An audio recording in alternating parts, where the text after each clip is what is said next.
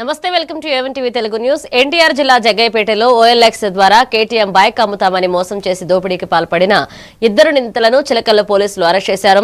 తక్కువ ధరకు బైక్ ఇస్తామని నమ్మించి వచ్చిన వ్యక్తులను కత్తులతో బెదిరించి నగదు వస్తువులు లాక్కున్న ఘటనపై దర్యాప్తు చేపట్టిన పోలీసులు సాంకేతిక ఆధారాలతో నిందితులను పట్టుకున్నారు.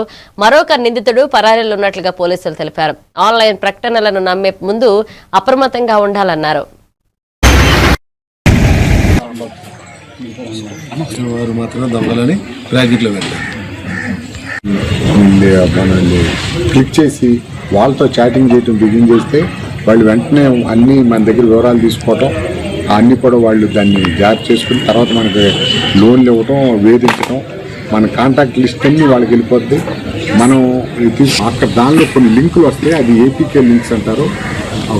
ఆ ఏపీకే లింక్ కనుక ఒకసారి కనుక మనం క్లిక్ చేస్తే అది ఇక మన ఫోన్ వాళ్ళ హ్యాకర్ చేతిలోకి వెళ్ళిపోయి మనం చేసే Google pay transactions, PhonePe transactions కూడా అడ్వర్టైజ్మెంట్లు వచ్చినాయి, లింకులు వచ్చినాయి కూడా. దయచేసి ఎవరు క్లిక్ చేసి వాళ్ళు అడిగే మన ఓటీపీలు తర్వాత మన వాటికి ఇవ్వద్దని ఒకసారి ప్రజలకు విజ్ఞప్తి చేస్తున్నాం. అలాగే డిజిటల్ అరెస్ట్ అనేది ఈ మధ్యకాలంలో ముఖ్యంగా స్వయంగా వెళ్ళి బాడీని టచ్ చేసి అరెస్ట్ తప్పితే ఇటువంటి డిజిటల్ అరెస్ట్ అనే పదమే లేదు ఎక్కడ. ఇది నమ్మద్దు. వాళ్ళు ఫ్రాడ్లెంట్లు మీరు ఆల్రెడీ డిజిటల్ అరెస్ట్ అయి ఉన్నారు, కెమెరా ఆన్ చేసుకోండి అనేది నమ్మద్దు.